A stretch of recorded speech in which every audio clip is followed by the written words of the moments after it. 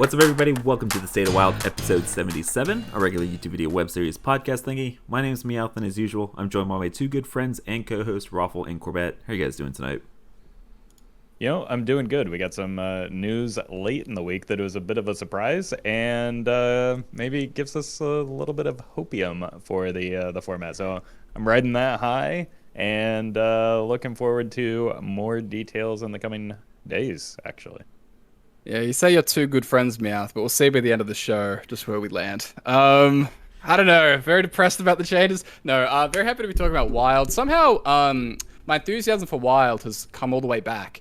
And it's because Standard is so much worse right now. And so, just when I think I'm out, they just suck me back in. I'm ready to talk about everything with you guys today.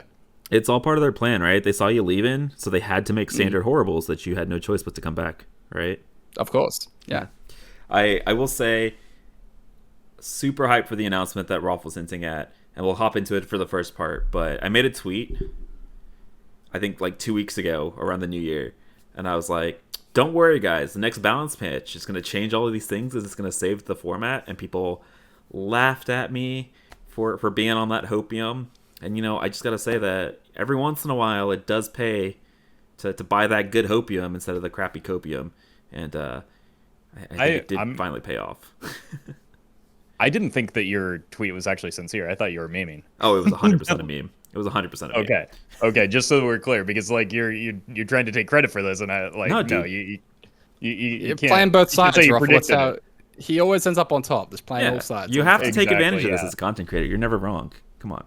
All right, before we get into this thing that we keep alluding to, we have to get our housekeeping stuff out of the way. So first things first, if you guys enjoy the podcast, whether you guys are watching on YouTube or listening on Spotify, Apple Podcasts, all that kind of good stuff, just leave a like, comment, subscribe. It's a small thing, but it does actually support us a ton. Yeah, you can support the podcast by becoming a patron over at patreon.com/stateofwild and pick up some sweet perks in the process. And you can always come join the State of Wild Discord server to come talk about all things Wild Hearthstone with the rest of the community. All right, let's hop into it. We've been alluding to it a ton already. We got a balance patch announcement. The announcement of the announcement, I guess, is the way that we should phrase this. So on the 14th, we got a tweet from the Play Hearthstone website, Twitter account, rather, talking about this huge Battleground patch that's coming on the 25th. In addition to all of that, this patch is going to include balance changes for Standard and Wild, new mercs, huge duels updates, and more. The big thing that everybody latched onto, Wild nerfs, they're coming. Wild balance changes, we should specify. We don't know yet.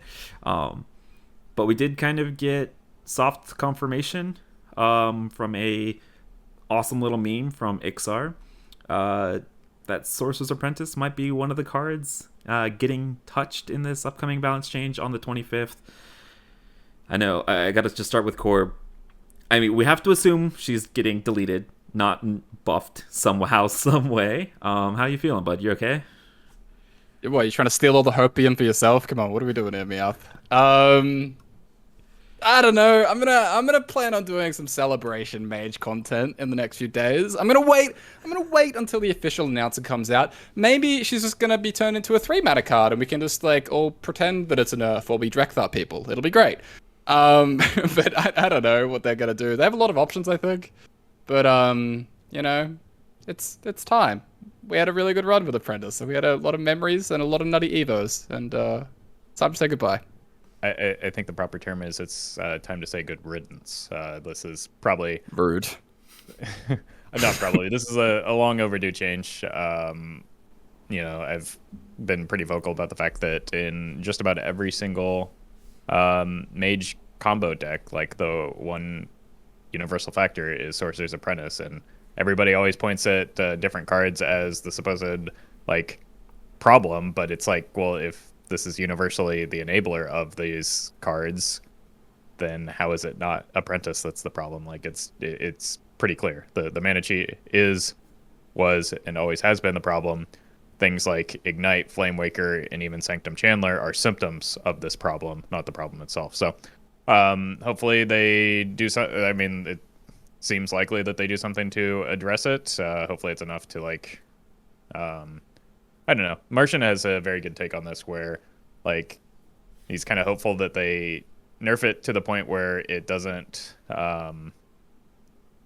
it doesn't enable things like Ignite and APM Mage, but still allows like the nostalgic players to get their Exodia Mage fill with Uncle Tony and that kind of thing.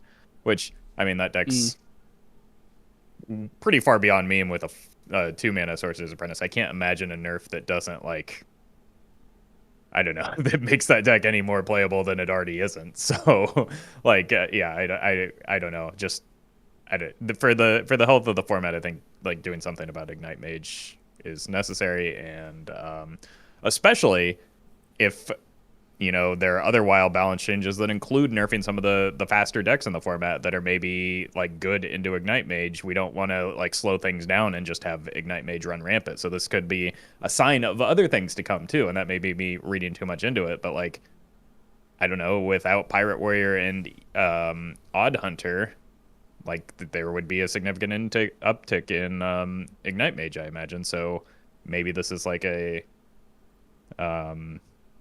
a proactive measure to avoid that. Yeah, before we move on to other changes, do we want to take bets on what we think the Apprentice change will be? Anyone have any strong thoughts? I think that they will listen to Martian's guidance and wisdom and make her a 4-mana 3/2. No other changes. Yeah, I mean 4-mana 3/2 probably like kills the card for what it's doing now. It would be close if a 3-mana change did. It certainly would. 3-mana would definitely, for like most typical builds of Ignite Mage, because you wouldn't be able to like tutor specifically the Apprentice off of the 4-mana card anymore. But like, I don't know, the spell version that people are using to cheat with would still be able to work because it's just running Drekthar and Luna, so that wouldn't address the cheating problem necessarily. So I think 4 is probably the breakpoint if it's just a mana change, and then there's always the option for not less than 1. But yeah, I'm not sure. I'm just looking forward to any change, to be honest. Yeah, I think it'll probably be the not less than 1, if I had to guess. But I mean, we'll find out ourselves very, very shortly. Yeah, I would. Or maybe they're buffing it. I don't know. Shut up. Maybe it's... Don't even go there. Okay. Like I think the best case scenario is that they take it to 4, but I could 100% just see them saying, "Screw it, we're destroying this card. We don't want it to exist because it's just it's existed in its current form for way too long." And I could totally see them just saying not less than 1. And the problem in hindsight, the problem I see with the not less than 1 right now is like there's that 0-mana spell. What's gonna take precedent there? Like for the reducing the cost of your fire spells, is there gonna be some weird aura thing? I mean, but I think it's fine. I think there are other like precedents for that where it'll just cost 0. Like our Apprentice can't reduce from 1 to 0, but if a card already costs 0, then it'll just stay there. Right. I guess I was more thinking from a mechanical perspective, like, or engineering perspective, and like how you program that card. And either way, if there's precedent, it's probably fine. Yeah, I think either way that it does kill Ignite Mage, whichever nerf that they do. I know we always preach not to read too far into things, and then Roffle went really far into things about potentially a warrior and pirate warrior nerf, or a hunter and a pirate warrior nerf. I don't know about the questline hunters in standard, but I know that it's very popular in standard. Pirate warrior is very popular in standard at lower ranks, if I remember correctly. That's really bad. It's really bad. That's what I've heard, right? Like I've heard it's really popular, but it's not very good. So like, well, it's kind of complicated. It's kind of complicated because it does perform fairly well right now at lower ranks. Like it's a tier 1 deck, and that's kind of dropping over time at lower ranks. It is tier 4 at high ranks. It is genuinely unplayable, like an absolute fraction of a percent of the meta. No one plays it. It's absolute garbage. So it's one of the more like strange decks we've ever seen. Like it's very common that we see decks that are high skill cap and get popular at high ranks. It's very rare that we see decks that drop off this hard and are like tier 1 at like bronze and then tier 4 unplayable garbage at high legend. So it's kind of a complicated one. Yeah. Well, I guess I bring this up because we normally say that like if they can make balance changes to address things in standard, that'll also impact wild. That's usually what they tend to do. I don't know that either of those two quests need adjusting in standard, and so I mean, first of all, do you think they'll do anything about Pirate Warrior and Hunter and Wild? And if so, what do you think they're going to do? I guess it depends on what their expectations are for what happens when they nerf rogue, right? Because we've seen this in the past where even in standard they make proactive changes or especially in standard rather, where if they nerf one deck, understanding that decks are going to that maybe had bad matchups into it or were being held back by this deck are going to start running rampant and being in a similar position, they nerf something in anticipation of that. So like it is possible that, like, depending on how many changes they're making, which we don't know yet, or what type of changes they're making, again, we don't know the details just yet, that like maybe they deem it necessary for Quest Warrior to get hit even if it's not performing at higher ranks, because maybe it'll, like, I'm looking at the HS replay data and they have it as the best deck right now on across all ranks. So it is performing well for some people. So I don't know, maybe their internal data is similar to that in some way, that they feel the need to make the change. Honestly, that I would consider the worst case scenario. I would rather see wild specific changes to, or like a potential ban, than something that maybe slows it down by like half a turn. Just because I don't think that that's going to be enough necessarily. The problem that I see with the Quest in Wild is that an aggro deck shouldn't have inevitability, and like it's frustrating to not be able to outvalue an aggro deck in the late game if you're trying to play something slow and controlly. So I would rather just see a ban. I don't think either of the cards that we're talking about, like Hunter and Warrior, should be changed because of standard. Like, I think they're perfectly fine, and I think if you do end up doing like Warrior, even for the like lower ranked reason, I think that just completely nukes the class into complete and utter unplayability. It's just not really worth it to delete a Hearthstone class like that when it's not really a balance or play pattern concern at all. So then we get into like the wild specific stuff. I don't actually think anything in the current format justifies a nerf based on their general like the precedent they've set for what they want to hit in Wild when they've made Wild specific changes. Like, I don't think there's anything in the format that is so egregiously a power level concern or a play pattern concern. Like, I think Odd Hunter's pretty gross and it's like on the cusp and the closest one, but it's not like Odd Hunter's vomiting a whole bunch of stats into play and making these Blood Bloom type boards or these like degenerate type of gameplay that we've seen with things like Dark Lair and Naga Sea Witch. Like, it's kind of just a burn strategy, and we've never seen them like go after that type of deck, something that does kill on turn 6-7 without being mana cheating based. Even like Pirate Warrior, I find Pirate Warrior actually not offensive among some of the stronger tier decks. And I don't think Pirate Warrior is really a step above a lot of other stuff in the format right now, at least not like by a huge margin. So for me, if they do nerf something, it would be a bit of a change in balance philosophy, especially if they go for something that isn't just Hunter. So I don't really want to speculate. Like, I can't really speculate too much about the nerfs, because I think that if they do nerf something in Hunter and Warrior, it would be different than any nerf they've done previously for Wild. So Roffle was making faces. Yeah. Roffle was making faces, so I think he heavily disagrees with you. And I think a lot of the people that are commenting on videos in the Twitch chats might disagree with you about just, I guess, the play patterns and power levels of those two decks. Well, I think that like player sentiment is a pretty good indicator for there's something with the play patterns of these two decks that isn't necessarily enjoyable. So for whatever it's worth, player sentiment does matter and is something that they have to and have in the past weighed in terms of balancing the game. And I don't like, yes, we haven't had, or there's no precedent for a nerf that was simply just like this deck too strong in Wild. It's always been something like unhealthy in terms of the or just insane population, right? Like complete warp. Yeah. Exactly. So it's I guess, other than like Dark Glare the first time around was the one example of that, but that was a pretty unique case. But I think we're arguably in a very similarly unique case here where, again, we've been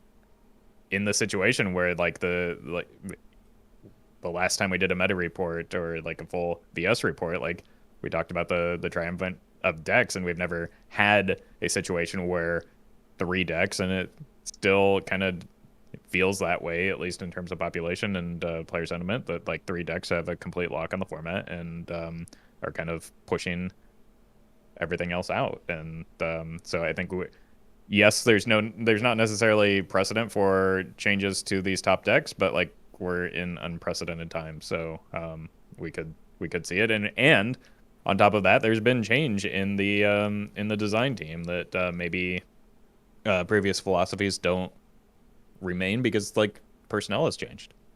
Yeah, very fair. I mean, I also kind of want to go back to Cora's tweet. This really may be reading too far into things, but that tweet that Cora had where she said she said Mage and Warlock are on their radar, right, as being too strong. And then she also followed it up with a Shaman, Hunter, Warrior comment. Mm-hmm. And so if I'm being real with you, I could see 5 balance changes for specifically Wild. I could see a ban to the Hunter and Pirate Warrior quest lines, right, and or changes specifically in those decks, right, like Rapid Fire, for example, or maybe Anchor. I don't know what they would hit in the Warrior quest. I really don't. And then I could see them deleting Sorc, right? I could see them somehow reworking something in Warlock because it's in that same conversation. I could see them hitting something like Defile or Cobalt Librarian as a way to like future-proof Warlock moving forward, kind of what they mentioned in that tweet.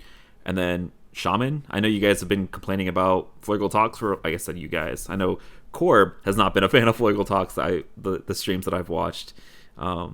You've been kind of an avid proponent of maybe that needs to be getting nerfed as well. So I could see them touching those 3 classes and then potentially just deleting the quest lines. This really may just be reading way too much into Cora's tweet, but I could really see.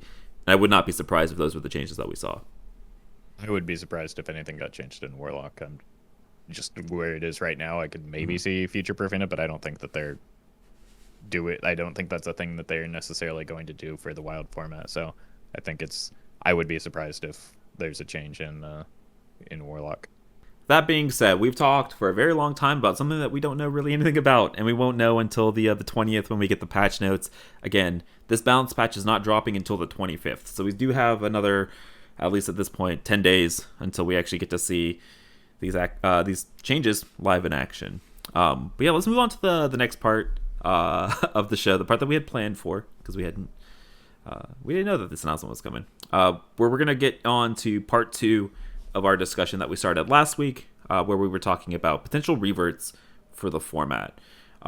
Because the next expansion coming in about 2.5 months, we're gonna get a huge unnerving, and we always like diving in to see what potential tools that we could be getting into the format, and whether we should be or should not be. So I just want to repeat a lot of the kind of assumptions and ground rules that we covered last week before we hop into it. So first things, we're assuming that none of these cards, specifically the stuff in the core set that we're going to be talking about today, are not staying or becoming a part of next year's core set. Because if they do, they are balanced for standard. They are very likely not going to get unnerfed if they are staying in standard. And then usually the cards that do get reverted are kind of one of 2 things. They are cards that people really used to love playing in standard before they got nerfed, specifically nostalgia's sakes, or cards that got nerfed because of standard that were perfectly fine power level and wild, that after they got nerfed never really got a chance to see play. And so when we're going through this discussion, we're going to be talking about 3 main things. We're going to be talking about what the potential unnerf would look like. Would the unnerfed version of the card see play anywhere, and where would it see play? And then whether we would personally like to see that card unnerfed in 3 months or not. So today we're going to be talking about 2 things. We're going to be talking about Dark Moon Fair, the last of the 3 expansions, as well as cards from that core set that might potentially be getting changed out for the next year's core set, and things that might be getting changed in there, as well as touch on some of the cards that are wild specific, right? They've already rotated in the past that didn't get unnerfed when they did rotate. So the past couple of years, and just kind of revisiting them to see if they could be worth unnerfing at, current day wild. I've talked a lot. Let's hop into it. Dark Moon Fair. Let's start with Demon Hunter. Elganoth, the Lifesteal OTK Demon Hunter that was a staple of the standard format for the better part of a year and like 3 or 4 months, like ever since Il'gynoth came out. I think eventually, just recently, got nerfed from 4 mana to 6. Are you guys in the same boat that you would like to see this get reverted from 6 to 4? Yeah, not only am I in the same boat, but I think this would be a huge miss if they don't unnerf this card. Of which I know there's probably going to be some commenters that are unhappy with me saying that, especially those that like have had to deal with this in standard, whereas because I don't play standard, I haven't.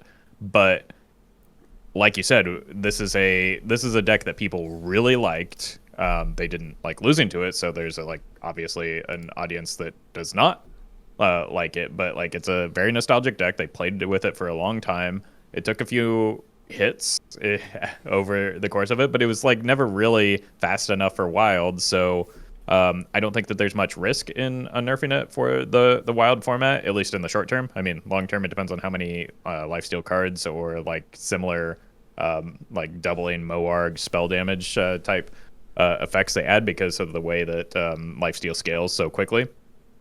But short term, I don't think that there's any harm in doing this, and I don't know. I want to play the deck in Wild, and like I want to try it out to take it for a spin and see if it is as fun as some of the GMs used to make it look. So yeah, and most importantly, the reason why I think I would consider it a big miss is you lose the opportunity to draw people into the Wild format that were like lifesteal Demon Hunter mains in standard and want to be able to play that deck moving forward. So because of the nostalgia attached to it, I think that you absolutely should unnerf this card. Yeah, Roffle, I thought you were going to say you wanted this unnerfed so you could play it in Wild without people saying, but this is a standard deck, Roffle. But yeah, I would definitely love to see this. It's a Demon Hunter card. Let's give Demon Hunter cards. I never really got the chance to play this very much. I was very out of tune of standard at the time. But like you said, a lot of people loved it. Totally think it's fine to have like OTK strategies that are like turn 7, 8, 9 in Wild. And if it's any quicker than that, yeah, whatever. But I think it'd be cool to just give DH as many options as possible because God knows that it needs it. Yep. I'm looking forward to 5 mana Skull Gul'dan with 4 mana Il'gynoth and potentially a 4 mana Polkelt and be killing people on turn 6, turn 7 consistently. But like, that's like worst case scenario, right? Where you get all these cards on nerfs and you're like turn 6, turn 7 killing people. But then you have to like think, is that much worse than the current OTK decks that we have in the format with stuff like Pillager Rogue and Ignite Mage? And like best case scenario in that case is even if the deck does do that, it's not very good and people can just play it because they liked it in the past. And, that's the point of Wild, right? So true that. All right, let's talk about the next card from Darkmoon Faire up for reverting. Deck of Lunacy in Mage. Got neutered from 2 mana to 4 because of standard Spell Mage, and I think that was the only time that we saw in a Grand Slam see play in standard was off a Deck of Lunacy. I know, Roffle, you've talked about this before, but you're a big fan of Deck of Lunacy at 2 mana, right?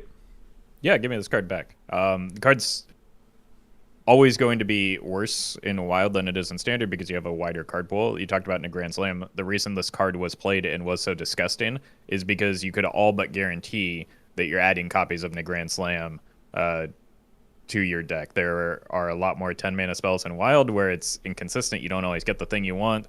And, like I said, it gets worse over time because more cards, more spells get added. So I think there's no risk in this. This is never a problem in Wild, and I just want to do some goofy things with Deck of Lunacy because it's fun. So let me have this and let me do it earlier in the game so that I actually have a chance of scamming some wins with like it's basically it turns into Mage Renounced Darkness. Like it's nonsense. It's not a good card. And the only reason it was a good card is because of the very narrow card pool that Standard had at the time. It's also the thing where in non-coherent random mana cheat, is a thing that can work in standard, but it'll never work in wild. Like you can't like consistently win if your deck doesn't make sense in terms of synergies and stuff, and you're just like cheating out a bit of mana and things like that. So it's not going to be a balance concern. It's fine. Put it in wild. It'll be fun. Like Calceth isn't an issue. This isn't going to be an issue. Even if it was very, very strong and broken in standard at 2 mana, it'll be perfectly fine as a meme thing that people can try, or a sweet Roffle video or two. True that. All right, so let's move on to the next card here. We've got Priest/Warlock. Let's talk about Hysteria. So Hysteria actually got nerfed twice. So it originally started off as a 3-mana spell that said choose a minion. It attacks random minions until it dies. That quickly led to Tiller Warlock Hysteria in Wild. I mean that in both senses, both the card and just absolute shit show of the format for a couple days there, where you would make the Wretched Tiller immune, and it would attack 30 times, and your opponent would eventually die after they sat there for 6 minutes of animations. So they quickly nerfed that to Hysteria only being able to target enemy minions. Okay? And then it was still pretty damn strong at 3 mana, so they eventually nerfed it to 4. I think Hysteria is still pretty freaking good at 4 mana, even in Wild. So I'm not super excited about a potential revert for this. I don't know if you guys disagree. No, you shouldn't change this card. It's still super strong at 4 mana. Like, no. Both of those classes have enough high value removal, and they're still running a 4 mana Hysteria. Like, absolutely do not change this card. Mm-hmm. Yep. All right. Cool. Great conversation, guys. Thanks. All right. Cool. Yeah. Let's talk about the one that I think a lot of people, myself included, are maybe the most excited for as we get to Rogue here. Nitro Boost Poison. Specifically for Kingsbane and Odd Rogues. Used to cost 1 mana. Now it costs 2. I mean, yeah, I got nothing. I mean, give it back. This nerf hit like twice as hard as like a mana nerf normally would, because not only does the mana go up, so Odd Rogue obviously can't play it, but then it costs more, and it is much harder to corrupt. So it's just like, that's like a double feels bad, man. So hopefully, yeah, I would like to see this come back. I don't know. I kind of miss Odd Rogue because it was a deck that at least gave the semblance of playing fair. Nitro was really broken, but I'm totally fine kind of having it back, I think. I wouldn't be shocked if they try not to do this one, because they don't want to, keep pushing super, super broken aggressive stuff. Yeah. So I wouldn't be surprised if they don't, but I really had a great time playing both Kingsbane and Odd Rogue. It made Odd Rogue feel super, super fun. Much more like damage and draw heavy and burst heavy and stuff like that, and I really like it. And Rogue's been in a pretty shitty place for like some time now, in Wild at least. So yeah, I guess overall I'd lean towards yes, but I don't actually expect them to do it. All right, hot take. I think a lot of people were just kind of assuming that it was going to get unnerved.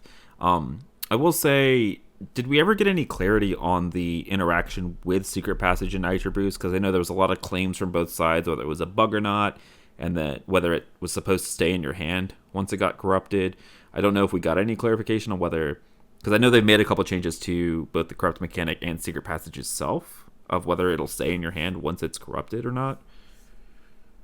Yeah, I don't actually remember that, just because the card hasn't seen play since it was nerfed. So like nobody's there to test it for all I know. Yeah, I don't remember either. So no, how dare you? How you guys not know this? Come on. But I will say, I know you said not wanting to push the super broken aggressive strategies, but like, I mean, my philosophy is always just the more viable decks, the better, right? And it feels like Kingsbane Rogue and Odd Rogue are not super strong / popular right now. And Nitro Boost would be a nice addition to those and make them better decks.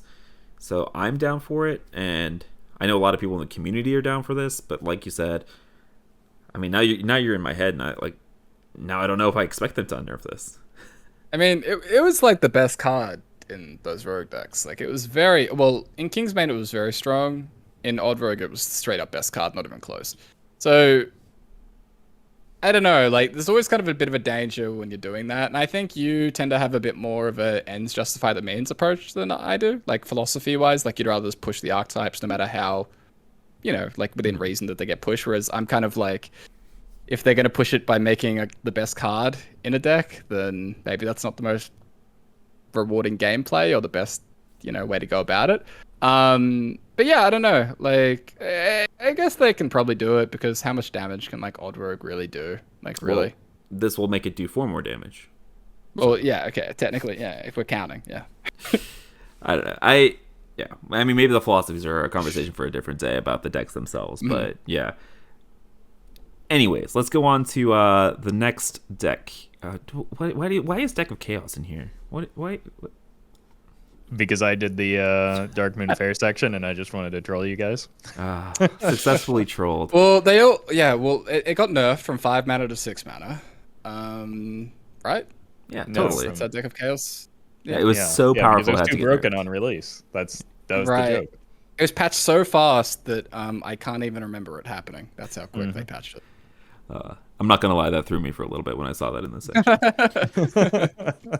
Anyways, let's move on to the last card here for Dark Moon Fair. A very, very short section. Crab Rider. This is maybe a very controversial card here. I will not say anything because I am a Paladin apologist that wants this card back. You guys can continue the conversation here. I don't know that I want this card back. I think that as much as I enjoy some of the decks that included it, I think that it made me remember why I hated Call to Arms so much.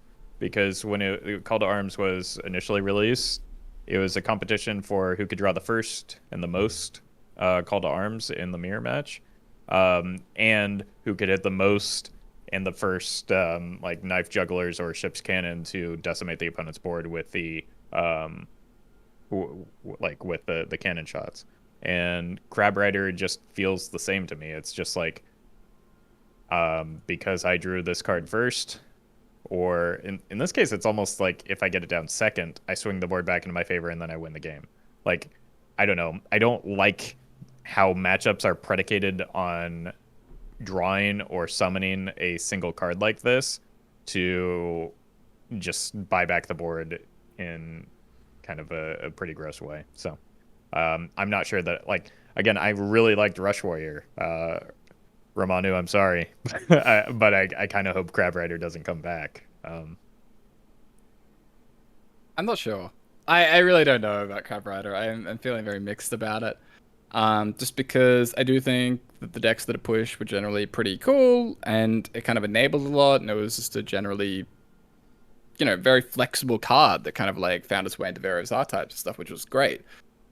But it is also like a snowballing, absolute disgusting, degenerate card where it just solos opponents by turn 4 or by itself if kind of left unanswered. And that was pretty filthy gameplay. I remember playing as Reno Priest, and your opponent would drop a Crab Rider on turn 2 as hand buff, or a Tax Paladin, and they just buff it, die. If you just don't have that Shadowwood Pain answer, your portrait blows up, which is kind of gross. So like I said, a bit mixed. I don't even know if there's a clean way to partially revert it. If you make it a 1/3, does that even make it gets removed by a hell of a worthwhile? lot more than it did it for. It does. Yeah, so that's kind of a thought. You give it permanent Wind Fury as a 1/3, but then at that point, is the card just too different than what it used to be? It Right. a different stat line and stuff. It feels a little strange. And that card would still be bonkers in hand buff. Yeah, maybe. Yeah. I mean, I will say counter to Roffle's argument there about just the play pattern. It's the same play pattern for Ship's Cannon, and I don't really see a ton of people clamoring for Ship's Cannon nerfs. And okay, fair. Ship's Cannon is a dumb card too. I think that's what makes Defias Cannoneer a dumb card, is that it just creates this gross lock on the board that swings back the board with a single card. That what not only does it swing back the board, but it gives you a board advantage from a situation where you were losing the game. And I do not like cards that do that immediately turn from I'm losing this game badly to I'm now winning this game. And that's what Crab Rider does. That's what Ship's Cannon can do. That's what Knife Juggler used to do. That's what Device Cannoneer does. That's what the second stage of the Warrior Quest line does. And those are all things that I just tilt me to no end. If I have a massive advantage, a single card should not be able to not only remove that advantage, but also give the advantage now to my opponent. I think that's silly. And remove your tempo while developing their own Roffle. Mm-hmm. Yeah. I will bring up another point here where, let's say Hand of Adal stays at +2/+1 and Conviction stays at 2 mana. Do you think Crab Rider at that point then is still super snowbally at 2 mana with a nerfed Hand of Adal and a nerfed Conviction, that you could maybe bring up the point of, okay, yes, it'll push these Paladin archetypes in hand buff and Tax Paladin, but it'll also bring back all of these other decks, right? It'll bring back Murloc Shaman, Murloc Paladin, Rush Warrior, right? It'll be a really, really good card for all of these other decks, and yes, it'll be strong in these decks, but it won't be as snowbally as it used to be because we're not reverting the nerfs to all these other cards that synergize with it really, really well. Yeah, no, like I'm in a very similar spot to Corb on this, where like I think maybe I wouldn't like it, but I wouldn't be like upset if it happened, just because like I do like some of the archetypes that it was included in. It wouldn't be similar to like that Call to Arms on Nerf, where like I just get this visceral reaction. Like, I think it's a cool card, I think it just got abused, and you know, if some of the cards that were used to abuse this card are no longer as powerful as they were, I think it would probably be less of a concern. So of all, like, if we're considering this a Paladin card, of all the Paladin cards that could get unnerfed, this is the one I'm most okay with, I think. Yeah, I mean, Conviction isn't rotating, so we're kind of safe on that one. So it's just like Hand of Adal. For now. For now, yeah. I mean, if you're not changing Hand of Adal, then yeah, it's a lot more palatable to me. I think it's like fine. Okay. God.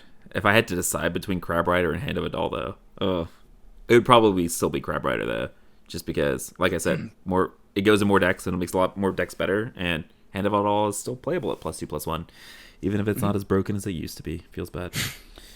But yeah, I mean, that'll wrap it up. Darkmoon Faire. I mean, looking back, I actually didn't have a ton of cards nerfed from Darkmoon Faire, at least while playable nerfed cards. So let's move on to the core set. So the core set's going to be a little bit weird because there's going to be a lot of cards from old classic basic, and cards that you are very familiar with that they are technically up for reversion if they leave that core set, right? When they leave that core set and go to the legacy set, they are going to be wild exclusive cards. And so I think we've had a conversation about a lot of these cards before, so we don't need to spend a ton of time on some of them. But let's start with the Demon Hunter cards specifically, because these are the ones that I'm the most interested in, given the fact that like half of Demon Hunter got nerfed from that day one deck. And so let's start with Battle Fiend or Battle Friend. It used to be a 2/2, a 1-mana 2/2 that scaled. Yeah, they never learned their lesson from Mana Worm. It got nerfed to a 1/2. Still a pretty damn good card in Odd Demon Hunter. If this left the core set, would you guys be okay with it coming back to being a 2/2? So I'm a big fan of like giving Demon Hunter cards, but I don't think we need to give Demon Hunter broken cards to do that. Like, Battle Friend is already doing the thing that it's meant to do as a card, so like I don't think we need to do this. It's also, I mean, I guess you could say this for all of the Demon Hunter cards, but it's also been a 1/2 a lot longer than it's been a 2/2, so I don't think you like lose some of that nostalgia associated with it. It has the same effect. It effectively does the same thing. I think we can just leave this and like it'll be okay. Yep, totally agree with all that. Just leave it as is. It's fine. All right. What about Crimson Sigil Runner? This is the 1/1 that when it is cast from Outcast, it draws you a card. It used to be a 1-mana 2/1 that drew you a card. I mean, I don't really think the stats matter too much on this outside of Odd Demon Hunter, but that stat in Odd Demon Hunter is relevant. So would you like to see it go back to being a 2/1? No, we don't need another Kobold Librarian. And like it's fine as a card. It's a 1-mana Novice Engineer. Like, that's already good. What if Kobold Librarian got nerfed though? I don't think we're living in that world, so I don't think that's relevant. It could be that Warlock change that Cora was talking about. Come on. Sorry, go ahead. I don't know about Crimson. It's really fine just being left at a 1/1. I think it's actually been a little bit of an underrated card as a 1/1. Like, people were very, very quick to cut it in Odd DH, but it always seemed to perform fine, like as one of the 20th to 30th slots. So, like I can go either way. I don't really care too much about this. I mean, it was too strong at 2/1, and so if they ever want to bring it back, in the core set, which is kind of like the difficult part, right, about this whole set, is that these are cards that they've identified as core set cards. And so they're probably not really looking to revert them even if they do rotate out to Wild, because there's always a chance that they want to bring them back if they've already chosen them once before. So in general, I think with core set cards, they're probably much less likely to change them anyway. But yeah, I mean, leaving Crimson as is fine, I think. All right. I mean, Aldrachi Warblades is the next one I want to talk about here. It used to be a 2/3 lifesteal weapon for 3 mana. It is currently a 3 mana 2/2 lifesteal weapon. So if we ignore the lifesteal Demon Hunter package, right, of Skull Gul'dan, Il'gynoth, things like that, we're just talking specifically from like aggressive Demon Hunter decks. Would Aldrachi Warblades be okay as a 3 mana 2/3? And would you even play it now that we have that new 1 mana 1/3 weapon? Yeah, I don't know. Maybe, yeah, but probably not. Like if you're talking in an odd Demon Hunter, like that weapon, that honorable kill weapon is pretty good. But so is healing for 4, while dealing 4 to the opponent. So every turn for 3 turns. I don't know. I say go for it. I don't think that this was one of this was just another strong card in a sea of broken cards. So I don't know. I think it would be fine. Bring it back. I want to play Happy Ghoul. I was going to bring it up if nobody else did. Yeah. Yeah, I love Happy Ghoul. Yeah. Happy Ghoul, odd Demon Hunter with Warblades, and then the next card here, Eyebeam. So Eyebeam used to cost 0 when you outcast it. It got nerfed to 1. If you guys don't remember, Eyebeam had a pretty funny interaction with Baku, where like in your opening mulligan, if Eyebeam was in an outcast spot, I think the game saw it as a 0-cost card, and therefore your Baku would not trigger. We never figured out whether they fixed that interaction or not, by the way, because they nerfed Eyebeam to 1. Like, Outcast cost 1. And so we don't know if the game just saw it as a 1-mana card or if it's still going to be coded as 3. But regardless, Eyebeam coming back. Let's talk. I mean, we could talk about it in two frames of minds, right? Of the Lifesteal Il'gynoth deck and just like aggressive Demon Hunter decks as well. Yeah, I think in either context, no. Don't make this cost 0, because like this is one of the bigger offenders of like the broken cards in those early Demon Hunters. And then especially if I'm going to propose unnerfing some of the lifesteal or the OTK Demon Hunter cards, we can't have 0 mana Eyebeam on top of that. So it's a good card at 1 mana. Like, no, things should cost mana in card games. Yeah, I think it's fine where it is. I have such fun memories of this card because of playing it in that broken odd DH that you were talking about. I remember like a game against Memnarch where we were like rank 2 and 3 legend, both of us like fighting it out, going for rank 1, and we both bugged out because of the Eyebeam bug in the mirror. And so we both were playing just normal hero powers with Demon Hunter. So yeah, some good memories with that. And let's keep it as memories. We don't need to change this card. All right, fair enough. And the last Demon Hunter card here, potentially up for reversion, is Glaives. So this has got nerfed a lot later on than all the like day 1 Demon Hunter nerfs. So Glaives was the 5 mana 3/4. If you attack a minion with this, you can attack again. And so you would combine this with your hero power, and you can like get through Spreading Plagues, or you could like clean off 3 minions and then go face for 5 damage. It was a very strong card as a 3/4 weapon. It did eventually get nerfed, I believe, to 6, and then got reverted when it went to the core set. Partially reverted, I guess, as a 5 mana 3/3 weapon. So I guess we can talk about it in 2 frames of mind of 6 mana Glaives, which I think would not see any play at all, because it's not odd costed, and kind of 5 mana 3/4 Glaives, and whether 5 mana 3/4 Glaives would be okay in current Wild Hearthstone. I'm gonna go ahead and say 5 mana of 3/4 would be okay, but I see this is like the Demon Hunter card for anybody that's played WoW. So Glaives were like a very popular weapon, or the Glaives of Azeroth were a very popular weapon that dropped off of Illidan. So like this is going to be a card that's perpetually in and out of the core set if it's not always just in the core set. So I don't see them changing it, but it would be fine. It's a 5 mana card, and 2022 Wild, so it still wouldn't see play in Odd Demon Hunter. So sure, do whatever you want with it, but I doubt anything's going to happen here. It's kind of an interesting card in Standard where I've had like a really difficult time, I think, balancing it. Where they've tried a couple versions now. Where at 5 it was broken, at 6 it saw no play, and at 5 in its current form it sees no play. So I kind of wonder what they're going to do with that. If it proves too difficult and they want to rotate it, then I think it's fine to just like revert it to how it originally was.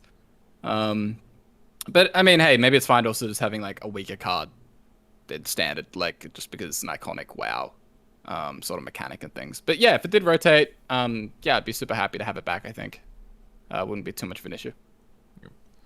All right, let's move on to our next class here. Let's talk about Druid. Every time we talk about Druid reverts, we have to bring up this kind of package of Innervate, Wild Growth, Nourish, right? The ramp package for Druid. Innervate used to restore 2 mana instead of 1. Wild Growth used to be 2 mana instead of 3. And Nourish used to be 5 mana instead of 6. So I really don't see them rotating any of these cards because the ramp package is such a core identity for Druid. But if they did revert any of these cards, which of the 3 could you see them potentially reverting, and would the reverted versions see play? Innervate will never get changed, and it never should get changed. The other 2, I guess I could see, but like I like you said, these are such core pieces of the Druid class identity. I don't ever necessarily see them rotating, or at least not for multiple years at a time, to the point where they would get a revert unless they print something similar to replace them, at which point it's just like, I don't know, it seems kind of redundant to do. So yeah, I don't see any of these changing. Honestly, Wild Growth and Nourish probably would be relatively safe changes for the Wild format, but these cards aren't really going, I don't think, ever going to be aimed at the Wild format. I think Nourish would be possibly fine. I think Wild Growth would still be broken. Like even in Wild, I really don't want to see Wild Growth happen. I know it's a card that a lot of people seem to always really be clamoring for. Like they really want to be able to Wild Growth on 2, but you know what? You can go play Classic, because I don't want this in Wild in the current year. Nourish, I'm not sure. Like I said, it seemed like a little bit of play in Standard, so they probably won't touch it. But if they did rotate it and they would like done with it forever, then I think at 5 it would be fine. Yeah, I do still remember. God, I don't remember who it was, but somebody did some math and was like, Wild Growth on 2, even in Wild, was one of like, when you played this card on 2, it spiked your win percentage, but like on curve, I guess. When you played it on curve, spiked your win percentage so high. It was like one of the cards that when you played this on curve, it jumped your win percentage by like 25%. I play Zeph on 2 every matchup, every time. Just for Wild Growth on 3. Like, I don't know. Wild Growth on 2 is just, it's so broken. It's so busted. Yeah. Everybody always tells me what an idiot I am when I play Zeph on 2 for Wild Growth on 3, but I do it anyway because it's a phenomenal play. Yeah. You can tell those people never played OG Hearthstone and didn't know how broken Wild Growth was. You can tell. You can also tell that those people never played Zephrys on 2 into Wild Growth on 3, because it would be apparent how strong of a play that is in a lot of decks and a lot of matchups. Fair enough. All right, let's move on to Paladin here. Paladin, we're talking about equality. So I think equality originally got nerfed from 2 mana to 4, I believe. And then when it got included in last year's core set, it got buffed from 4 mana to 3. Would you guys be okay if equality leaves that core set? Again, this is pretty iconic Paladin card. I don't know about its WoW applications, but I would be surprised if it left the core set. But if it left the core set, would you guys be okay with it coming down to 2 mana? I think it's fine at 3. I think 3 is a good balance point. The card was always kind of like, it was always broken. It was just like, hidden by the fact that Paladin didn't do a lot of other broken things. That now that Paladin has more cards, I think a 2 mana. Can you imagine a 2 mana equality in like Tax Paladin with jugglers again? Like, no, I don't think we need to do that. I think 3 is fine. I don't want to take away Odd Paladin's broken stuff, Like, remember how concerned we all were about equality in Odd Paladin? Don't put me in that group. From the beginning, I was like, you all are idiots and insane. What are you thinking? Well, I mean, you're on your own there, Roffle. I think that Equality going 2 would actually be totally fine for Wild. Like, I think it's the type of card where I'd be much more comfortable with it coming back as a very powerful thing, just because it is like a defensive, more reactive, more situational sort of answer. It's not like just proactive tempo, it's not damage, it's not mana cheating. And that's the type of card that I am fine being very powerful, I think, with Reversion. So yeah, I'd be totally fine with Equality. I don't think they're going to do it, obviously, but yeah, be fine. I guess in a world where Barov exists as a card, you're probably safe to make Equality cost 2 mana, right? Right. So I think that's fair. Yeah. Equality at 2 with stuff like City Tax and Samuro and like a Reno Paladin list could be pretty hot. Yeah, maybe. Nothing wrong with giving good control tools. Like, Wild is going to continuously get more like disgusting in terms of early game stuff. So yeah, like, it's fine, I think. The problem I have with this card going to 2 isn't in control decks. I think that's perfectly fine. The problem is that control decks aren't the only decks that can abuse this. Like if like big taunts ever come back in, like giving something like Tax Paladin a way to clear a board full of big taunts is, I don't know, a little dangerous. Freaking aggro deck's always ruining everything. Gosh. Mm-hmm. A priest card here, Shadow Form. So Shadow Form got reworked to not give you upgraded Shadow Form. It is part of the core set. I think we can just really quickly gloss over this because I don't think it's ever going to get rotated to Wild while Benedictus is in Standard. Or would you argue that it maybe comes to Wild because Benedictus is in Standard? I don't think it'll ever, like, the whole point of the change was because of the existence of Benedictus. So from that alone, I doubt that it'll ever get changed just because of the existence of Benedictus. No, I don't think that like upgrading the hero power would be that broken for like a 3-mana play in Wild, but I think that was their reasoning for changing it, and so because of that, it's unlikely to ever change. I don't know. Such a weird card where it'd be kind of really nice if it did give that that upgrade. Really like to see that, but yeah, I don't know. Like, I think like it's what you guys are saying, right? If they keep it as is, then no chance. But if it rotates, I think like it would totally be fine. Even in there's no way to abuse this in like Shadow Priest and Wild, right? Like, would you want to spend 2 mana to make your next 2 mana hero power deal 1 more damage? Is it your next 2 mana hero? Well, it's not your next. It's like permanent, right? Well, I guess would you spend 2 mana because you still have to spend the mana on the hero power, right? Yeah, I mean it's just like big wildfire, right? Or is it? Yeah, basically. That'd be fine, I think. Yeah. But yeah, I mean, it might even fit into slower control-y builds and stuff. There might be something kind of cool with that. Yeah. I remember being so confused when they revealed the change because they hadn't revealed Benedictus yet, and I was just like, why did they do that? What are they possibly thinking? Why would they take away and make it a dead card the second time? Yeah, now we know. You remember when we were like super excited about like Shadow Reno Priest until we realized how broken the questlines were when Stormwind was coming out. If they reverted this, I think I would be really interested in playing this in that style of deck where you take. I mean, you could like Shadow Visions and stuff. Yeah, kind of cool. I think it would be pretty cool, right? Because then you would like make an argument of maybe we don't even want Anduin in that style of deck. Because I mean that's maybe pushing it a little bit, but we never really got to test it, dude. That would have been so cool. Anyways, let's move to speaking of cool things. Let's talk about Rogue. Let's talk about Prep and Cold Blood. I think we're just going to skip over Prep because Prep as it currently is still a broken card. Cold Blood. Ever since Cold Blood got changed from 1 mana to 2, I think it has seen absolutely zero play in any format, Standard or Wild. So would you guys be okay with Cold Blood coming back to 1 mana? I don't think we need 1 mana deal for in any format. Like, no. Like, especially if Nitro Boost is coming back, we definitely don't need to revert Cold Blood. I think if they revert it partially to 1 mana deal 3, potentially. But no, it's completely busted as a 1 mana give 4. Yeah, broken. God, Crab Rider with Cold Bloods. Why did we never play that with? We never got the chance, right? Aggro Rogue. Because Cold Blood's terrible, Meowth. That's right. Why. Yeah, I know. What I'm saying, we never got the chance. We have Wicked Stab and Eviscerate. No. Yeah. Like, there's no Buff Rogue coming up in the next meta. Let's go. All right, let's talk about Shaman. Rockbiter is the big one. I think you're seeing a trend of cards that we're probably not happy to see them revert these 1-mana damage spells. Rockbiter used to cost 1. Yeah, I think we keep this at 2. No conversation really needed for this one, right? Wait, so let's move. Yeah. Oh, Roffle wants oh? to. I don't know. Oh. What's the harm? You give Shaman a 1-mana deal 3. Yeah.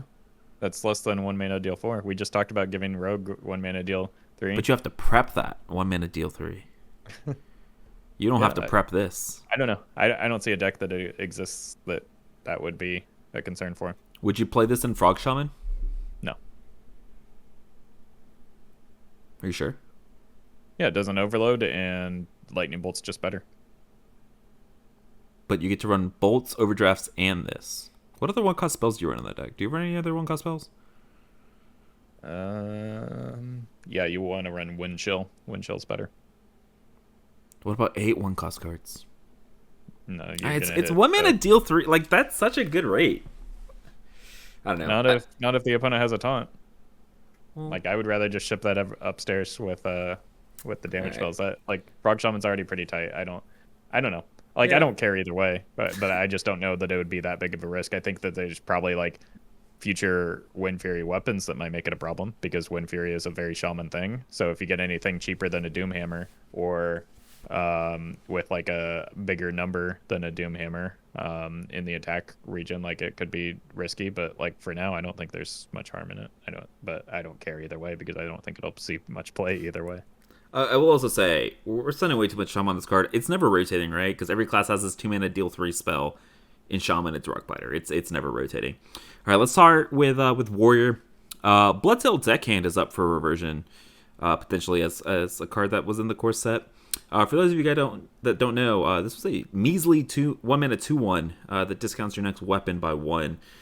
So much so that they had to buff it to a 2/2. How'd that go?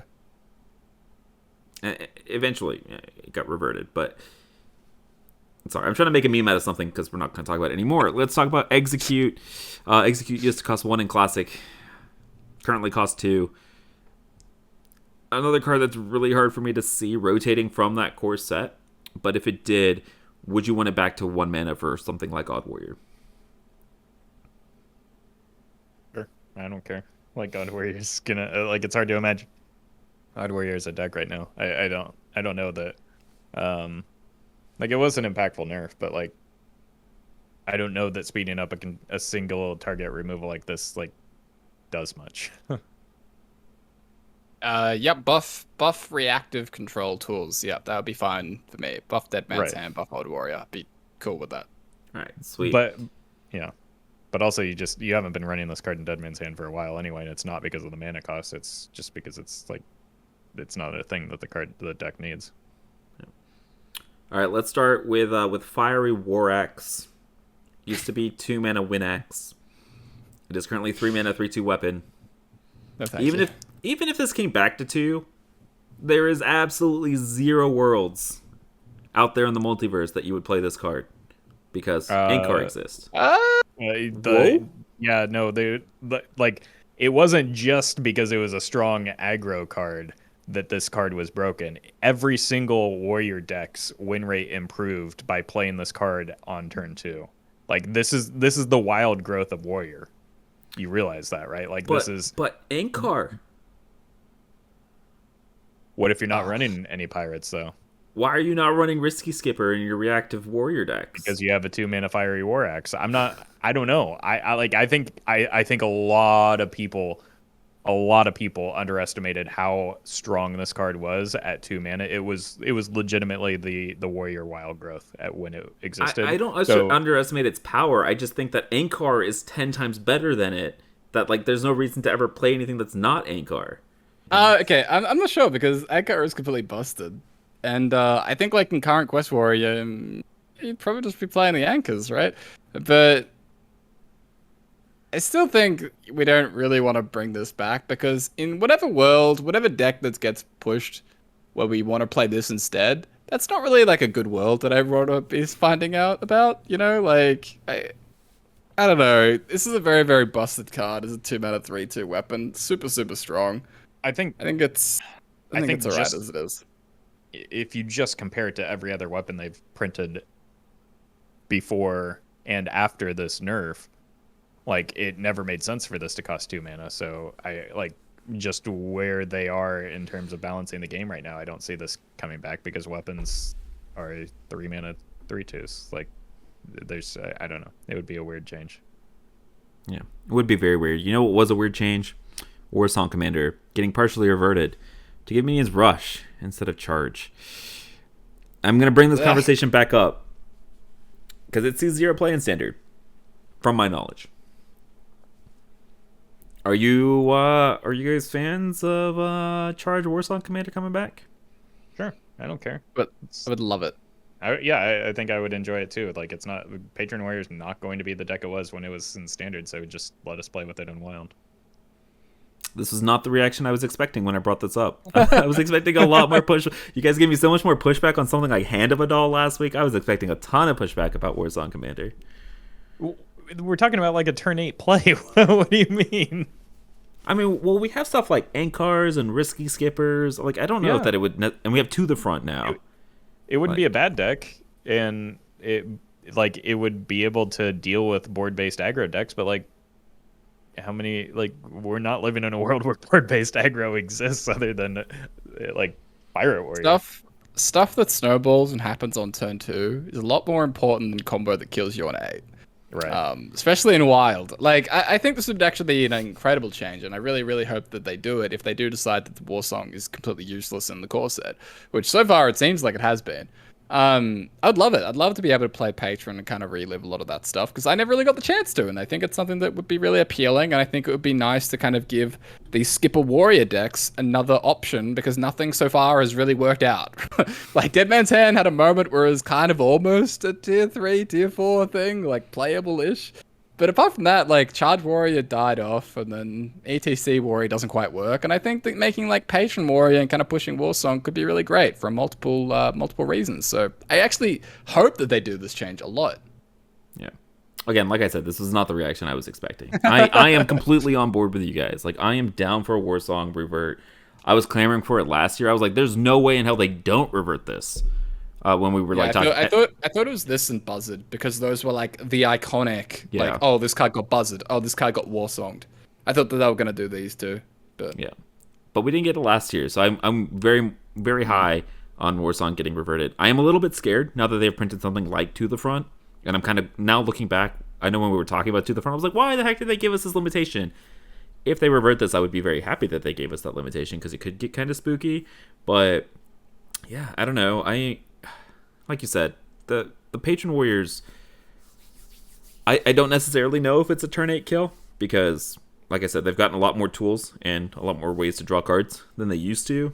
So I'd be a little bit skeptical on it being like a turn 8, turn 9 combo deck, but also like a very anti-aggressive combo deck seems like it has a home in the WoW format. And like I said multiple times, more viable decks, the better. And this is also not only just another viable deck, it's a very iconic old deck, right? That it would re-enable, unless we're completely missing something with its synergies. I'm just imagining the To the Front, like, Patron frothing stuff, and I'm excited now. And look what you've done. You've ruined this. All right, here's Blizzard. Give us back Warsong Commander. It could not go terribly for the WoW format. And when you hear people complaining about it in 6 months, we are not at fault. All right, let's talk about some of these neutral minions. Let's start with Ironbeak Owl, 3 mana 2/1.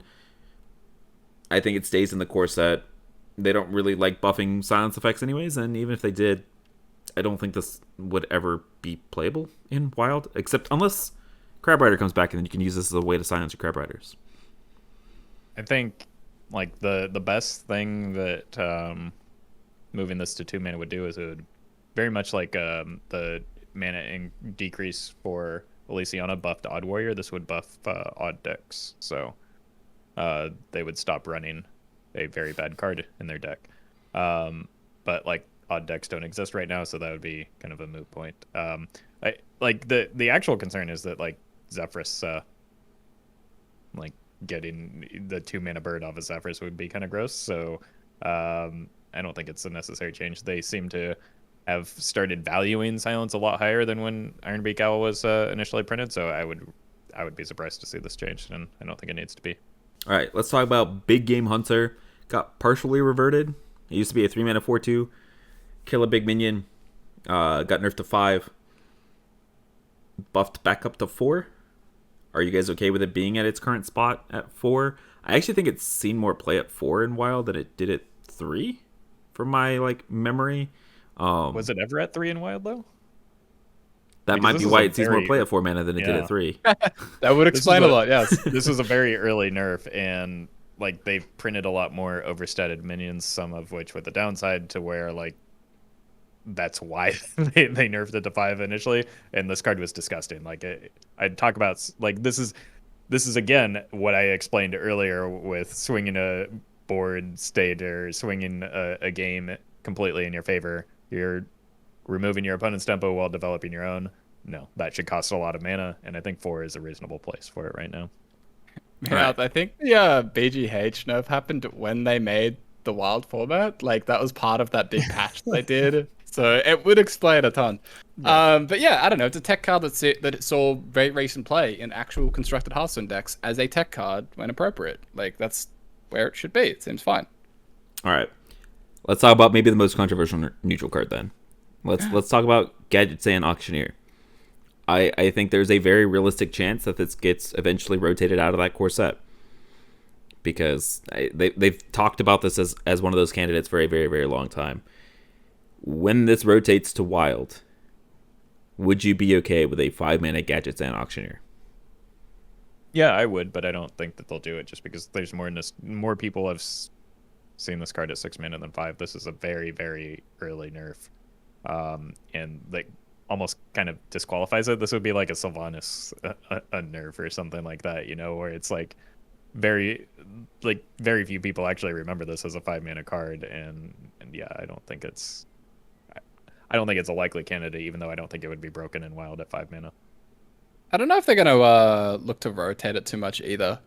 Gadget Sand has been pretty terrible, constantly in Standard, but people keep trying to make it work. People keep playing it, people keep trying it, and that's kind of what you want, right? For something, you want to inspire players to play stuff that isn't really good a lot of the time, and keep revisiting stuff. So the rotating core set also makes this a little bit of a less risky card to include in the past, because they can control the spells that are introduced through the standard rotation at the time too. So I think the core set already kind of solves the problem that they had with Gadget Sand Auctioneer in the past. It's kind of funny. They even push things like Tomb Pillager back into Standard, and it still did nothing whatsoever, giving those extra coins and things. But yeah, would I see it at 5? Well, to be fair, Rogue had Octobot and Field Contact, so there was literally no reason to ever consider Tomb Pillager and Gadget Sand Auctioneer. But I don't think just because if you didn't have those cards, I don't think Auctioneer is all of a sudden a good Hearthstone card in Standard anymore. So, but either way, yeah, either way, would I like to see it? Probably not, to be honest. I think there's kind of some nasty stuff, and it's already iconic at 6, I think. So I think it's fine where it is. All right, fair enough. That's gonna wrap it up for our core set and Dark Moon Fair. I know a lot of the discussion about the core set was probably not gonna get reverted, probably not even gonna rotate. It's probably how it's going to happen year after year, right? And then we'll be surprised year after year about a couple cards that they decide to rotate and potentially unnerve. Let's talk about some of the spice, though. Let's talk about some wild cards over the past couple of years that have rotated. We kind of expected them to get unnerved, or we're maybe hoping they got unnerved, and they didn't. And they could potentially revisit these as candidates for unnerfs this year, right? There's no reason that they couldn't go back and say, hey, let's undo this one. They've done it. They've done it with cards that have previously rotated, and then they just gave it a year or two. So yeah, exactly. So, let's talk about some of them. Let's start with an easy one. We talked about this when we were talking about Hanar. Evil Miscreant used to be a 1/5. They gave you 2 lackeys when you comboed it. It is currently a 3-mana 1/4 that gives you 2 lackeys when you combo it. This is one of the most meaningless unnerfs, which was why I was very surprised that they didn't do it last year. I know you were talking about Odd Rogue being an okay deck at the time, but like it was an okay deck, right? Like it was like a fringe tier 1, tier 2 deck. I don't think giving a 1/5 miscreant pushed it over the top, and so I'd be very surprised if we didn't see this year. I think I want to pull on the reins a little bit. I would be surprised if we saw any of these changed personally, just because they had their chance and they overlooked them. So I don't like. I just setting expectations. I don't think any of these are going to change. I think everybody should go in with that expectation that none of these are going to change. That said, I don't think it would be harmful if Evil Miscreant changed. I think it would be, I would be all for it, but I don't think it's likely to happen. Yeah, I think Miscreant wouldn't be changed. Part of it's just because, one, it's like, who cares? Two, I think the 1/4 version is more iconic than the 1/5 version at this point. And so I don't really think there's very much reason to. Give me back my Miscreant. You guys suck. Let's talk about Mogu Flesh Shapers. This was originally I think it was a 7 mana 3/4, right? That got, in Shaman, that got discounted for every minion that was on board, right? So oftentimes this would come down as like a 0 or 1 mana 3/4. And then you would combo it with stuff like Mutate or Evolve, or I guess nowadays you have Revolve. And you would get an 8-drop most of the time. This is one of those cards that was pretty freaking degenerate in Evolve Shaman back in the day. That being said, Evolve Shaman's not very good right now. We've talked about Bogspine Knuckles as a potential buff to that deck. Would Flesh Shaper be a consideration for getting unnerfed as a potential buff as well? I'm surprised it didn't happen. I think that maybe like the Dark Moon, like mini, like I don't know, like event thing where they rotated Evolve to Standard kind of scared them off of including this. But I don't think it would have been harmful at the time. I certainly don't think it would be now to change it. So, but again, because these already missed their chance, I'm just assuming I've kind of written them all off personally, but I wouldn't mind a 7 mana Mogu. Don't think they'll do it. Don't want them to do it. I don't really like the idea of Mogu being playable. I think that that interaction is disgusting. And even if it doesn't push a super top tier deck, I think that Evolve Shaman was pretty competitive there for a long time, and it was actually Sleeper really good in Wild there for a bit. And I think 7 mana Mogu could definitely push it to being actually quite competitive. So I'd rather not see that happen. You don't want Evolve Shaman to be remotely competitive? Again, it goes back to what we were talking about, about the ends justify the means versus fair enough. Kind of being worried about the brokenness. So I think it's a super broken interaction I don't want, and I don't really care if that doesn't mean Evolve Shaman's played or not. Everything has broken interactions. The more broken interactions, the more playable stuff. I mean, our philosophies totally clash. I would be totally okay with a 7 mana Mogu. I would totally be okay with Evolve Shaman pile. I'd be okay with it. I don't know. Evolve Shaman's in that really weird place though, right? Where like if it is competitively top tier, it enters like that standard deck of lunacy conversation of like losing to just randomly generated minions. Whether it's you generating really crappy minions or you generating really, really good stuff that your opponent then like can't interact with. I don't know if it's the random variant as much as like the straight up mana cheat. Like the expected mana cheat is just disgusting with something like Hair Mogu or Evolve. Like you get 4 drops and an 8-drop for 4 mana. Right. Stuff like that. Like it's the bigger issue. I think if anything, it has the opposite trend for what Deck of Lunacy does, just because like things tend to regress more towards the mean with in terms of stat lines.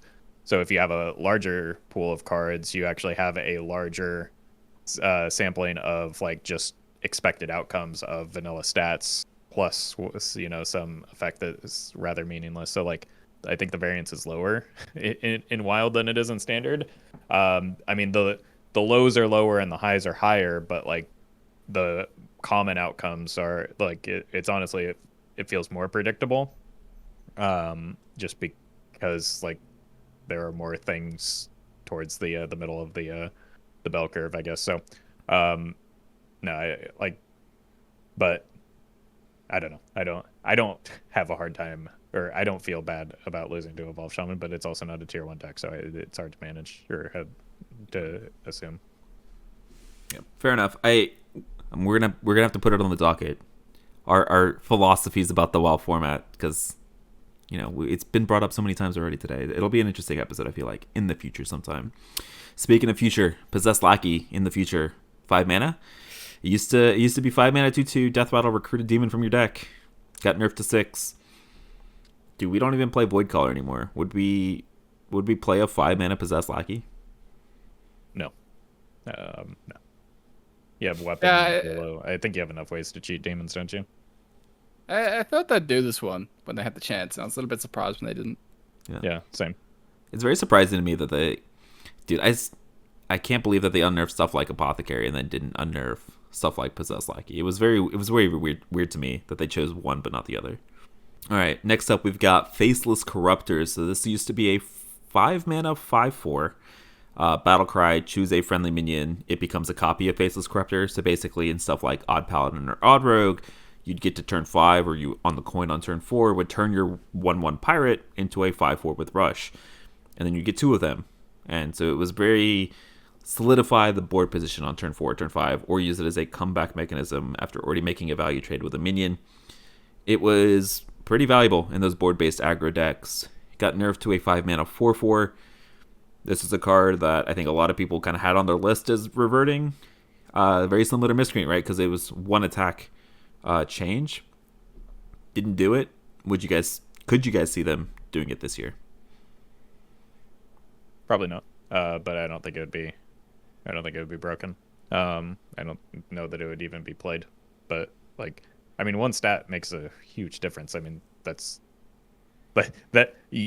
it's evident in how much you want Hand of It All back, right? So one stat is a big deal, and I think people underestimate that. But the mana cost is the limiting factor for the card right now. You could have put a gun to my head and asked me if this had 5 attack or 4 attack currently, and I would not have been able to tell you. I just don't think it matters in the slightest. And so if they do it, I'd be shocked that they even bothered to do it. Exactly. Especially after they've already passed it once right. over. That's what a lot of these are going to be honest. It's they have to remember that these cards exist and didn't change and then go back and make an effort to do so. So I don't think there's a lot of people, and if we can't remember what the current state of the card is, the vast majority of the player base isn't going to know and isn't going to be clamoring for these changes. But guys, all the Hearthstone devs all listen to our podcast, and that's where they get all their wild opinions. Come on, we totally want them to nerf this, right? Totally. Who told you that? Who do you mean listening to? It's my own ego, dude. It's okay. After that tweet and then them actually making WoW balance patches, my ego is just huge. I can't help it. Let's talk about Aviana. So Aviana used to be a 9. If we're gonna take credit for things, not long ago I had a video with Sorcerer's Apprentice on the thumbnail, and the title was simply "Please nerf this card." And so, if anybody's gonna take credit for this, I think it's me. I think we can both take credit, because I've been on a Nerf Sorcerer's Apprentice tirade for 2 years, and I'm surprised Corb and I's friendship has lasted that, so or survived that rather. But we can both take ownership. I will gladly share the credit. We both can get huge egos together. So Corb hates us. He absolutely does. It's okay.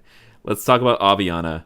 Aviana used to be a 9 mana legendary that comboed with Coon, refresh all your mana crystals, everything costs 1 mana.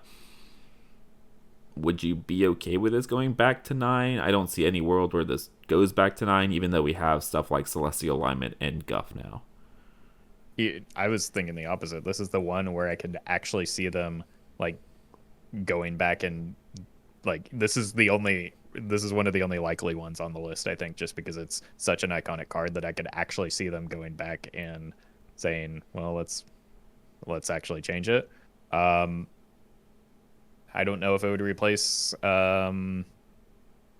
alignment things, but people were messing around with Aviana Kun combos just as a result of being able to go to 11 mana with Guff now, so it kind of replicating that that's easy combo without the Innervate or Lightning Bloom.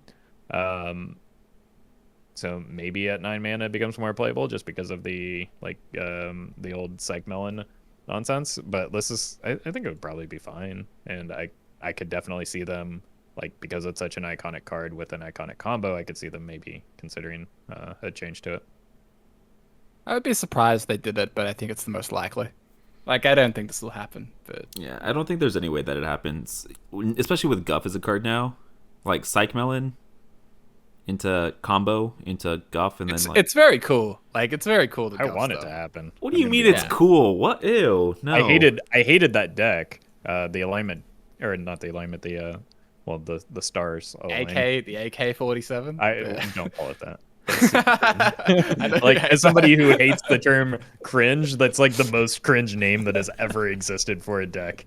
Like, oh my god, it's like somebody in middle school came up with that name, and then Bro, I've been playing this new game. I've been playing my AK-47 deck. What? It's so good. Oh my god. I hate you all. Anyways, let's move on to Quarter Creeper. Should we even entertain the conversation of this coming back to being a 0-mana 5/5? Don't be ridiculous. No, come on. Let's talk about Open the Waygate. Should we make Parrot Mage a also very good don't deck? be ridiculous. We just talked about Parrot Mage the other day. Like, no. Actually, if they nerf Apprentice. No. Let's talk about Tortolan Pilgrim. Should we make Turtle Mage a thing again? Yes, but I don't think they will. Like, I kind of enjoyed Turtle Mage. But like, I mean, really, we're talking about 8 mana and Wild right now. So like, sure, do whatever you want with this card. I don't care. They're not going to, though, just because it was so much despised. I just want it so that I can replay a bunch of like Yogg boxes and runes. Like, I want it for what the card was initially aimed at, not for like the perpetual bouncing. So, or I only want to perpetually bounce it so I can get more Yogg boxes. But yeah, like, I don't know. I can't see them changing this just because of how visceral the response was to losing to this.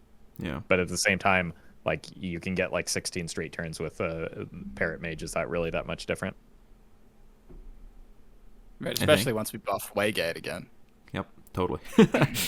All right, let's talk about a Paladin card here. We're just not going to entertain the Up in the Waygate and Pilgrims anymore. We're just going to move on. Let's talk about Paladin.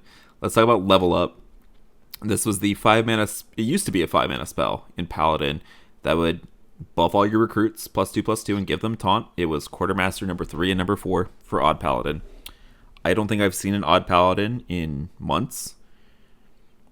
Is Level Up the buff that they need to make a comeback? Is this how we get Reaver Ryan back to playing Odd Paladin instead of Pirate Warrior?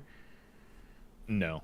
I mean, a lack of Level Up is not the thing that's keeping Pirate Warrior out of the metagame right now. Pirate Warrior is a very good deck, actually, when this decision was on the table, and it didn't need the card, and that's, I think, why they overlooked it. And, like, giving them this card isn't going to change much, and so I would be fine with it, but I don't think that it's likely to happen, nor is it the thing that, like, makes the deck good. Yep, I don't think they'll do it, but it's kind of funny just going through these cards, these, you know, these once nerfed cards that were so oppressive, and all of a sudden it's like people don't even know these exist anymore. Level Up was, I can't even remember like why or when this exactly got nerfed.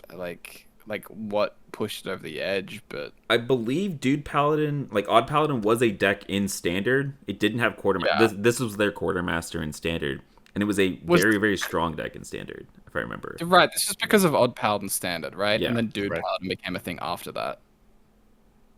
Right. Yes. Like this is it's kind of coming back. Yeah, I don't think they'll do it. I think it actually would make quite a big difference, to be honest. I think that would actually be a huge buff.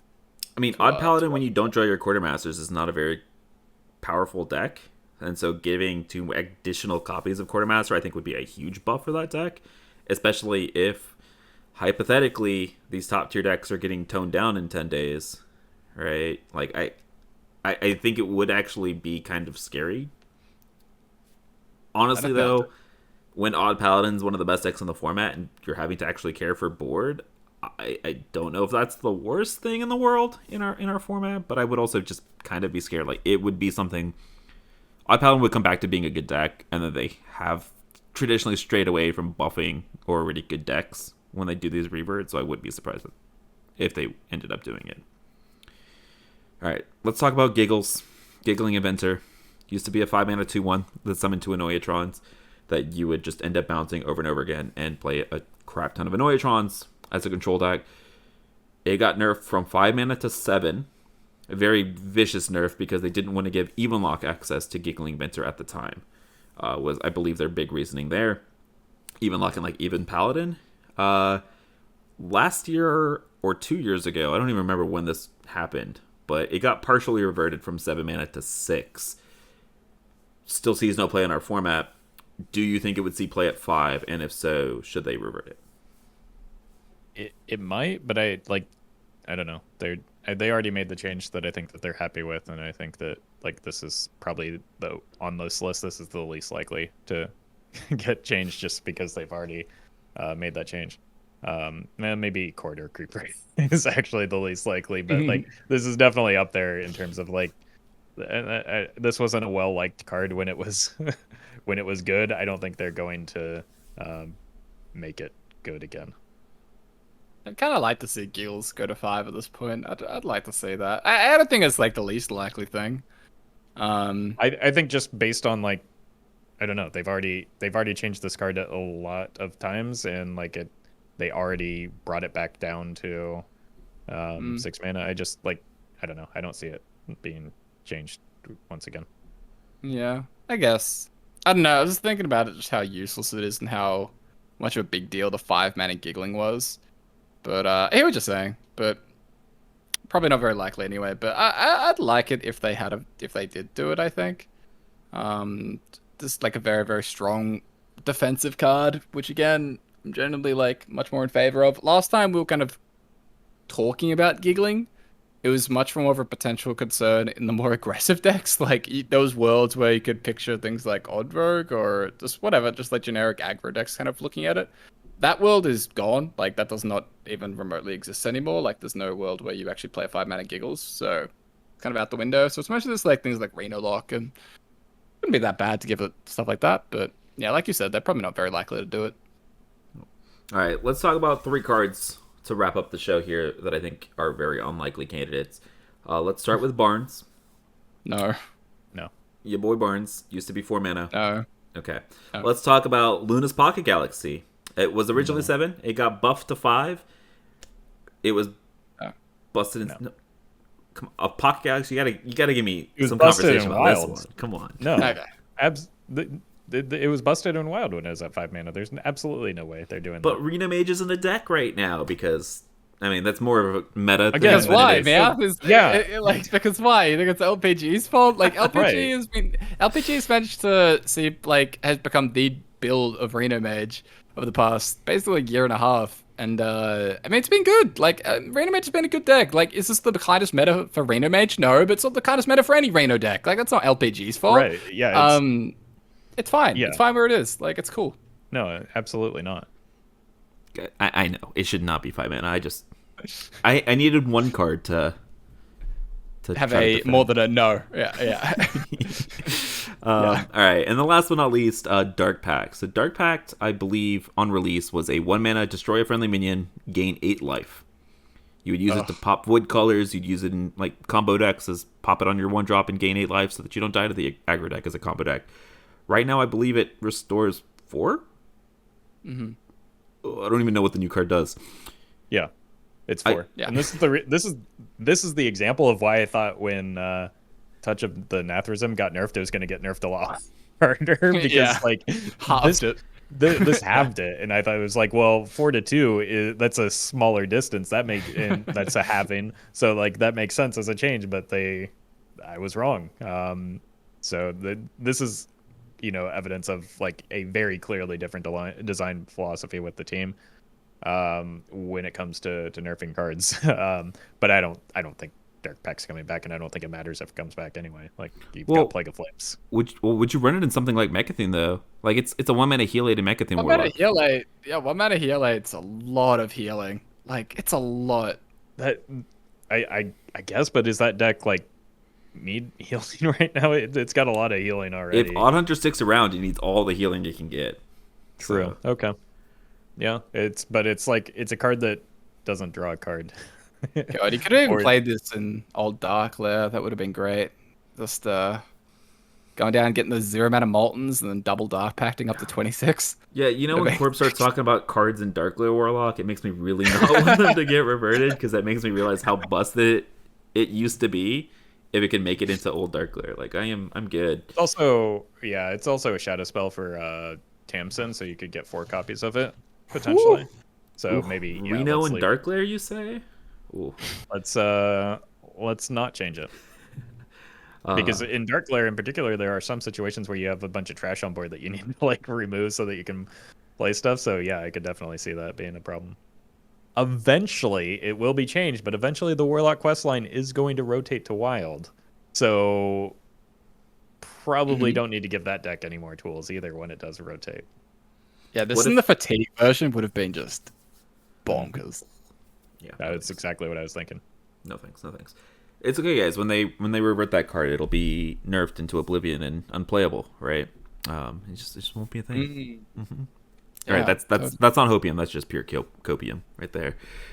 Yeah, I mean that's why we had to touch on these cards, right? That were wild specific. I actually think there's a lot more potential here than the 2 that we talked about today in Darkmoon Fair and the core set. I wouldn't be surprised. I know, Roffle, you said that you would be very surprised. I wouldn't be surprised if we saw a couple cards from this list get reverted, especially given that we've seen them do this already once before. Do we have any examples of that? Because I don't remember it ever happening. I thought it was. I mean, just Raza, right? It was like the big one. This was a wild specific card that had been in wild for a year and a half, 2 years, and then they got reverted. It's like the big one. Yeah, that's. I think Bone Mare as well was one that they let rot, and Spellstone. Like there's a few that they did at that time. Yeah. But those were before like the big. Yeah, that the was big before change, right? That was before the core. rotation balance changes, Yeah. and so those just happened kind of incidentally. While like they had nothing to do with those cards rotating, and they have like a different system in place now. And so I think that because these just kind of missed their chance when they had the chance, I very well could be wrong, but I think like having the expectation of any of these getting changed is just kind of setting yourself up for disappointment. We always do that. We're wild players. Come on. I don't. Sorry, I had to go there once. This episode. Okay, I'm sorry. But yeah, I think that'll wrap it up, at least card discussion wise. I've really enjoyed kind of going down like all these expansions the last 2 episodes, and honestly kind of going down memory lane a little bit. I was like, wow, these cards used to be that, like, and imagining what could have been if they stayed unnerfed in wild. I don't know, did you guys enjoy these last 2 episodes? Yeah, it was kind of a nice trip down memory lane, seeing or remembering the way some of these cards were initially printed, and maybe giving me a little bit of hope for being able to play them again, because a lot of, we've talked about this a lot, but a lot of these weren't ever, that broken in wild, because the speed of the format is much different. So I don't know. Last time we had a rotation, we had a huge influx of what felt like new toys to play with, and even before the expansion came out. So it would be nice to get that again. Yeah, like rotation is the big wild event, right? Like it's sort of just the big thing that we get each year is all these old cards kind of rotating through. So it's kind of nice to just have all this to look forward to and kind of go over what we expect will happen. Very exciting, and yeah, it'll be super interesting because again, they haven't really been doing this for very long, like these wild specific rotation changes, these reverts, and so we'll kind of get a feel of like where they're at and whether they're going to continue doing it the way they've always done it, or hey, maybe we do see things like Aviana and things like that change. It'll be interesting. Yeah, I hope everybody listening enjoyed these 2 episodes as well. They were a ton of fun to record. And of course, as always, let us know down in the comments whether you agree or disagree. Or let us know in the Discord whether you agree or disagree with a lot of our takes, because I know some of them were pretty hot. And yeah, that's going to kind of wrap up our 2-episode little special here. Next week, we'll be back to our normal content, talking about the balance patch that's been announced, because by then we'll have gotten the patch notes, and we will be lamenting Sorcerer's Apprentice and celebrating other bands and nerfs, hopefully. And I don't know, we'll see. We'll talk about all of that once we get the announcement. And Meowth, we also have a Wild Vicious Syndicate report coming out. Oh, that's true. Yeah, we should on the 23rd. Yeah, on the 23rd, so next Sunday. It does suck that it'll be right before the balance changes, but it's just the way it is, right? If they're making changes every like 3 or 4 weeks, there's not really that much of a window to kind of get a wild report out. But we have one coming out next weekend. So yeah, make sure you guys keep an eye out for that. It'll be a nice little. Well. Good. I'm looking forward yeah, sorry, Roffle dropped the bombshell on you here. Yeah. It'll be a nice little kind of recap of the meta that was, right, more than anything, because I think it'll be dropping on the 23rd, and we'll get a balance patch in 2 days. Yeah. Hopefully was, yeah. Yeah, hopefully we're talking past tense here. Like, we don't have any confirmation of changes yet. Let's, like, we've all but confirmed one card. That very well could be the lone. That could be the lone wild change, or so. No, dude, I'm doped up on this hopium. Okay, we're getting massive balance patch. You and me both, but like, I'm like, it's gonna happen. I still need that confirmation before I'm fully committed. True that. All right. I hope you guys enjoyed. We will see you guys again next week to talk about this potential balance patch that's happening outside of just Sorcerer's Apprentice. Before we head out, Roffle and Core, thanks again for joining me. Let the people know where they can find you. You can follow me on Twitter and Instagram at RoffleHS and at Roffle on Twitch and YouTube. And you guys can find me streaming Sorcerer's Apprentice appreciation content all week at Corbettgames on Twitch, and you can also find me on Twitter and all those other platforms at Corbettgames. Yep. And you guys can find me at GetMeOut on Twitch, Twitter, YouTube as well. Appreciate all of you guys listening all the way to the end, and we will see you guys again next time. Later.